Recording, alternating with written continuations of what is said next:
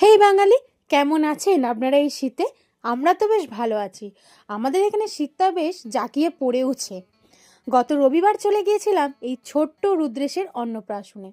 সেখানে গিয়ে তো দেখি প্যান্ডেলটা বেশ সুন্দর। গিয়েই দেখি ফুচকার অনেক লাইন। তো আমরাও লাইনে দাঁড়িয়ে পড়লাম। তারপরে ফুচকা খেয়ে চলে গিয়েছিলাম একদম গরম গরম ফিশবল খেতে। আমি সচরাচর কোনো অনুষ্ঠান বাড়িতে গিয়ে ফিশবলটা খাই না, তবে এখানে গিয়ে দেখলাম ফিশবলটা বেশ ভালো লাগছিল। আমি আবার একটু রিভিউ দিয়ে দিলাম।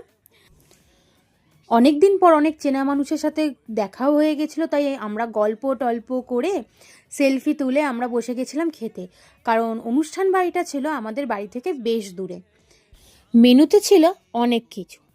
প্রথমেই পাতে পড়ে গিয়েছিল ফিশ চপ, তারপরেই স্যালাড এবং কাসুন্দি, যেটা খেতে সত্যিই বেশ ভালো লাগছিল আর বেশ গরম গরম ছিল এই শীতে।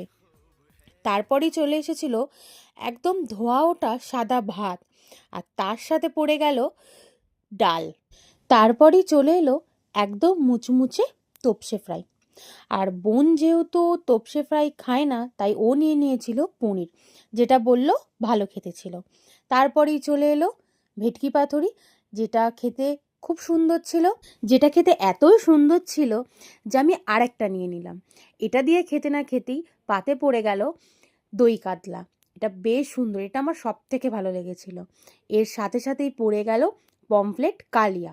আর তারপরই চলে এলো চাটনি, পাঁপড়, রসগোল্লা, সন্দেশ, আর তার সাথে ছিল এই শীতে ঠান্ডা ঠান্ডা আইসক্রিম।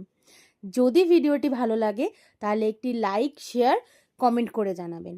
আর আমরা কথা দিচ্ছি যে আমরা এবার থেকে রেগুলার ভিডিও দেওয়ার চেষ্টা করব।